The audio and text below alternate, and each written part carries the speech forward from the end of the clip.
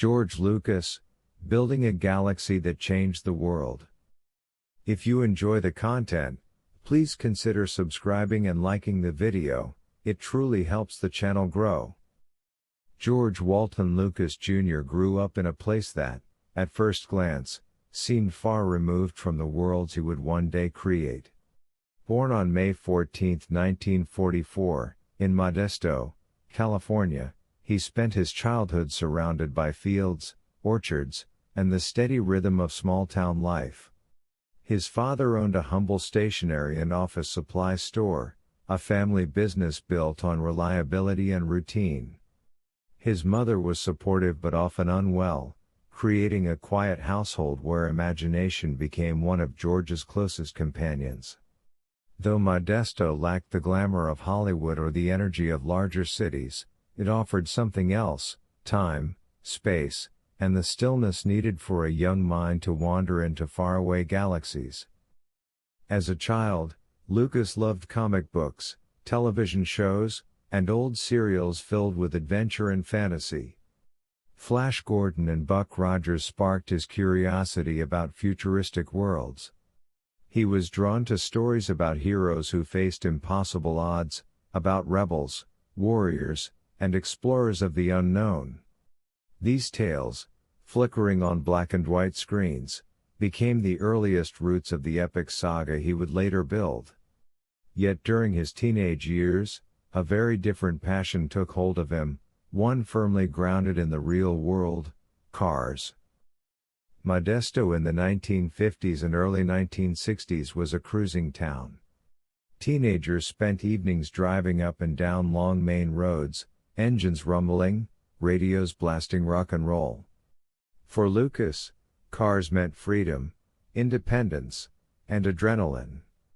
He not only loved driving but also enjoyed taking engines apart, tuning them for speed, and imagining himself behind the wheel of a race car. He dreamed of becoming a professional driver, drawn to the thrill of speed the way some kids are drawn to the stage or the spotlight. He wasn't the loudest or most outgoing teenager, but behind the wheel he felt confident and alive. That confidence, however, was shattered one summer evening just before his high school graduation. Lucas was driving his small Fiat home when another car struck him violently from the side. The collision sent his vehicle rolling several times before it wrapped around a large tree. Lucas was thrown from the wreckage, landing unconscious and badly injured. The doctors doubted he would survive the night. But he did. The crash changed the entire course of his life. Forced into a long recovery, weakened and unable to pursue racing, he found himself reflecting on what he wanted to do and who he wanted to become. The accident closed one door, but it opened another. During this period of quiet, Lucas discovered a new interest in photography and visual storytelling. He began taking pictures, experimenting with composition and lighting, and exploring the emotional impact images could create. When he attended community college and later transferred to the University of Southern California's School of Cinematic Arts, he found the environment that would shape him forever. At USC, he was surrounded by cameras, editing equipment, and fellow students who were just as passionate about filmmaking. He studied animation, cinematography, and experimental editing techniques, crafting short films that tested new ways of presenting movement, sound, and rhythm. Lucas stood out for his precision and his fascination with how technology could enhance storytelling. One of his early films, Electronic Labyrinth, THX 1138 4 exabytes, portrayed a faceless, oppressive future society. It was unconventional, visually unsettling, and deeply atmospheric. The short won awards and caught the attention of professionals in the industry.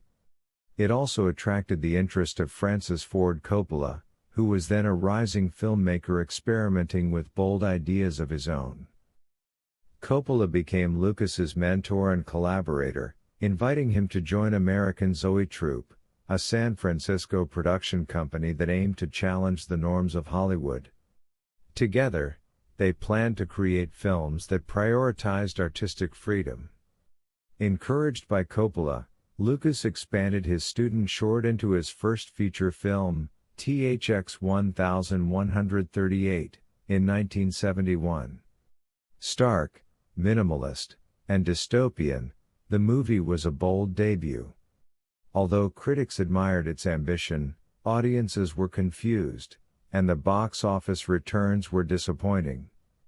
More importantly, the film strained the relationship between Zoetrope and Warner Brothers, which had financed the project. Lucas learned a difficult truth: originality meant little if audiences could not emotionally connect with the story. Determined to find a balance between personal expression and broad appeal, Lucas looked back to his early life for inspiration. He wrote a screenplay based on the cruising culture of Modesto, the cars, the late-night conversations, the confusion of growing up and trying to find direction. This became American Graffiti, a nostalgic, coming-of-age film that followed teens over the course of a single night in 1962. The movie blended rock music, romance, humor, and melancholy. Studios rejected the script repeatedly, questioning its relevance and marketability, but Lucas persisted. Eventually, Universal agreed to finance it with a small budget, and Lucas filmed on real streets, using clever camera techniques and natural performances to capture the authenticity he envisioned. When American Graffiti premiered in 1973, it was an unexpected sensation. Critics praised its warmth and honesty, and audiences embraced it enthusiastically. The film earned several Academy Award nominations, including Best Picture. Suddenly, Lucas had credibility, momentum, and the freedom to pursue a much more ambitious idea, one he had been quietly shaping for years. That idea centered around a new type of space adventure, inspired not by the gritty sci-fi of his earlier work but by the heroic mythologies and Saturday serials he adored as a boy. At first, Lucas tried to secure the rights to Flash Gordon, hoping to modernize the character. When negotiations fell through, he decided to create an entirely original universe. With a notebook full of sketches and outlines, he began drafting a story about princesses, knights, smugglers, robots, and a young farm boy destined for greatness. The Force, a mystical energy binding the universe together, emerged as a key spiritual thread. The narrative grew into a sprawling saga. But convincing studios to finance this ambitious vision proved exceedingly difficult. Many executives found the story confusing, the characters strange, and the technology required far beyond the capabilities of what Hollywood had ever attempted. Lucas finally convinced 20th Century Fox to take a chance, but even then, few believed the film would succeed. Lucas, recognizing that traditional effects studios could not achieve the realism he wanted, created Industrial Light and Magic, ILM, from scratch. Housed in a warehouse, ILM was unlike anything Hollywood had seen. Young artists, model builders, and engineers worked tirelessly to pioneer revolutionary effects. They designed motion control cameras, enabling precise repeated movements that allowed multiple passes of the same shot to be combined. They crafted miniature spacecraft with remarkable detail, filmed them using new techniques, and blended them with optical effects to produce battles of breathtaking scope. Simultaneously, Lucas collaborated with sound designer Ben Burtt and composer John Williams. Burtt invented iconic soundscapes, lightsabers, droids, blasters, while Williams wrote a symphonic score that gave the story emotional grandeur. Production of Star Wars was fraught with obstacles. The desert shoot in Tunisia was plagued by storms, malfunctioning equipment, and costumes that were difficult to manage in extreme heat. In England, the crew doubted Lucas's vision, questioning the strange characters and fantastical settings. Lucas grew stressed and exhausted, but he refused to abandon his belief in the story. He knew that once edited together, the film would reveal its true power. He was right. When Star Wars debuted in May 1977, it became an instant worldwide phenomenon.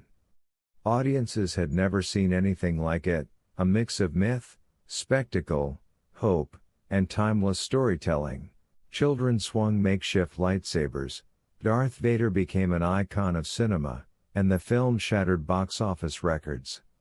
Lucas, who retained the merchandise rights, an unprecedented business move, saw action figures, toys, posters, and collectibles become part of global culture. He used the newfound wealth not for extravagance but to build Skywalker Ranch, a creative haven with cutting-edge facilities. In the wake of Star Wars, Lucas stepped back from directing and focused on overseeing the franchise and expanding his companies. He hired Irvin Kershner to direct The Empire Strikes Back, which pushed the saga into deeper emotional territory. The shocking revelation of Luke's parentage stunned audiences, and although the film initially received mixed reactions for its darker tone, it later became widely regarded as one of the greatest sequels in cinema history. Return of the Jedi followed in 1983, completing the original trilogy. Lucas's universe had grown beyond his wildest dreams, and the success cemented his reputation as a world builder, innovator, and cinematic visionary. But George Lucas's influence extended far beyond the Star Wars trilogy. Through Lucasfilm, ILM, Skywalker Sound, and other divisions, he reshaped entire industries. ILM became the premier special effects studio in the world, pioneering techniques that powered films like E.T., Raiders of the Lost Ark, Terminator 2, Jurassic Park, and countless others. The company's work advanced motion control photography, computer-generated imagery, digital compositing, and many of the tools that filmmakers rely on today. ILM didn't just contribute to popular films, it helped push the boundaries of what was possible, one innovation at a time. Skywalker Sound became a leader in audio design and mixing, working on some of the most acclaimed films across genres. Meanwhile, Lucas also oversaw the development of THX, a certification and quality control standard designed to ensure that theaters could deliver the sound and visual fidelity filmmakers intended. The THX logo and its iconic deep note became synonymous with premium cinema experiences. Perhaps one of Lucas's most surprising contributions came in the form of computer animation. Within Lucasfilm was a small division dedicated to exploring computer-generated graphics. This computer division developed groundbreaking animation and rendering technology. In 1986, Lucas sold it to Steve Jobs. That division would eventually become Pixar Animation Studios, a major force in modern animation and the company behind such classics as Toy Story, Finding Nemo, and The Incredibles. Lucas had indirectly helped launch a new era in cinematic storytelling. While Lucas expanded his impact behind the camera, he also returned to the Star Wars universe with the prequel trilogy, beginning in the late 1990s. This time, he took the director's chair once again. The prequels explored how Anakin Skywalker, an innocent young boy with remarkable potential, fell into darkness and became the fearsome Darth Vader. They examined political corruption, war, and the breakdown of democracy, themes that had long interested Lucas. The filming of The Phantom Menace, Attack of the Clones, and Revenge of the Sith relied heavily on digital sets and CGI characters. Jar Jar Binks, for example, was one of the first fully computer-generated characters to interact extensively with live actors. Though the prequels received mixed reactions, some criticizing the dialogue or characters, others praising the technological achievements, they undeniably pushed digital filmmaking forward. Today's film industry still rests on many of the innovations Lucas introduced during this period. Lucas often spoke about the emotional difficulty of directing the prequels. On the one hand, they allowed him to complete the story he had envisioned decades earlier. On the other, they brought intense scrutiny. Fan expectations were enormously high, and the world of online criticism was now far more immediate and widespread than it had been during the original trilogy. Still, Lucas remained focused on his broader vision. He believed that innovation required risks. To him, criticism was temporary, but technological progress was lasting. Beyond filmmaking, Lucas also dedicated himself to philanthropy and education. He established the George Lucas Educational Foundation, which promotes innovative teaching methods and seeks to improve classroom environments through technology and creativity. His desire to support the next generation of thinkers and artists stemmed from his belief that imagination, curiosity, and collaboration were essential to solving the world's problems. By the early 2010s, Lucas began considering a step back from the daily responsibilities of running Lucasfilm. He wanted more time for personal projects, independent filmmaking, and family life. In 2012, he made a momentous decision. He sold Lucasfilm to the Walt Disney Company. The sale included all rights to the Star Wars franchise, Indiana Jones, and Lucasfilm's vast intellectual property. Lucas received billions of dollars from the deal, the majority of which he pledged to donate to educational causes. The sale marked the end of one era and the beginning of another, as Disney set out to continue the saga with new films, series, and stories. After the sale, Lucas became more of an observer than an active participant in the new Star Wars projects, though he occasionally offered advice or shared his thoughts with filmmakers. He expressed mixed emotions, pride in seeing his creation continue, and the inevitable difficulty of stepping back from a universe he had shaped so meticulously. Yet he remained firm in his belief that stories evolve and that the torch must eventually pass.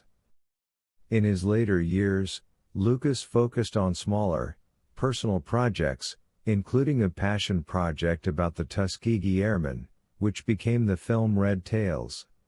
He also continued developing ideas for a museum dedicated to narrative art. The result was the Lucas Museum of Narrative Art, planned in Los Angeles, a place designed to celebrate storytelling in all forms: paintings, photography, comics, digital art, and cinema. Through this museum, Lucas aims to highlight the importance of visual storytelling in human history, shaping a space where people can explore how images influence culture.